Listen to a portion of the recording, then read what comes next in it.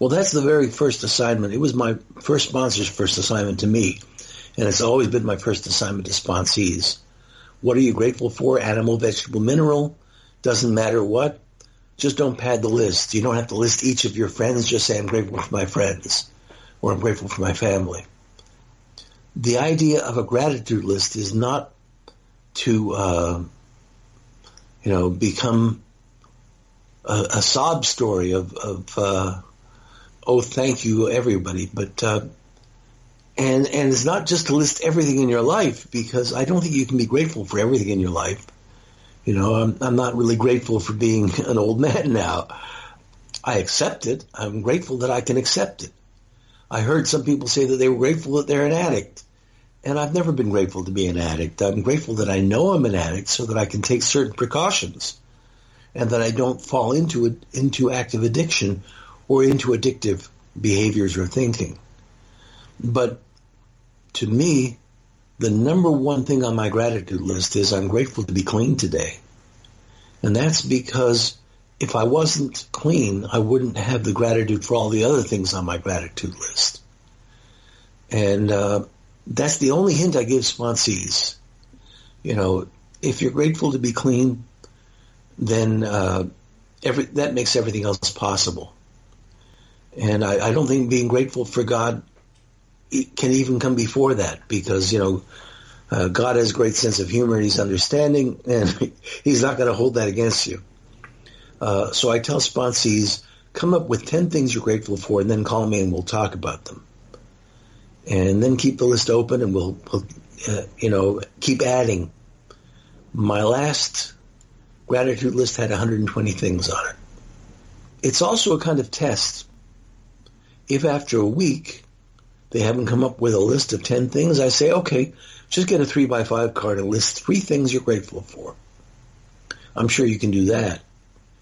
And if after 2 or 3 weeks have passed and they haven't even done that, it's clear that they're waiting for magic to happen. It's magical thinking. They don't want to really make an effort on their own behalf for their own recovery. They want somebody to recover for them. And they don't want to make any real effort.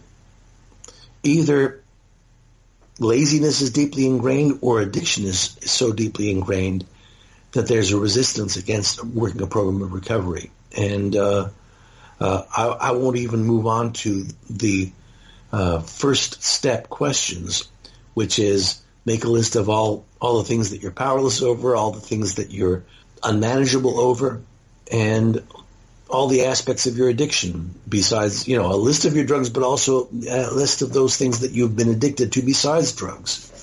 And there's many other questions as well. I'm very grateful that my first sponsor believed in writing and that we wrote from the very beginning on all the steps, not just on, say, the fourth step or the 10th step or the 8th step list. We wrote on all the steps, and that's how I worked the program with all sponsees. And I developed a whole series of questions that allowed writing on the steps.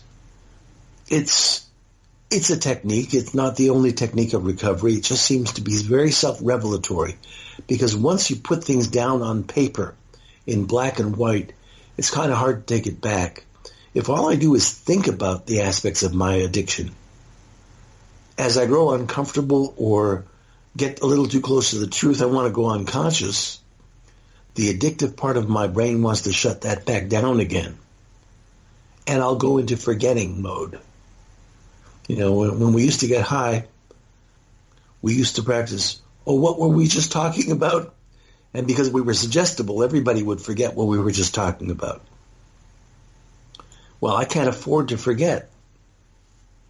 So if I put it down on paper, I see it in black and white, and I can come back to it. And if I can't look at it now, I can look at it later.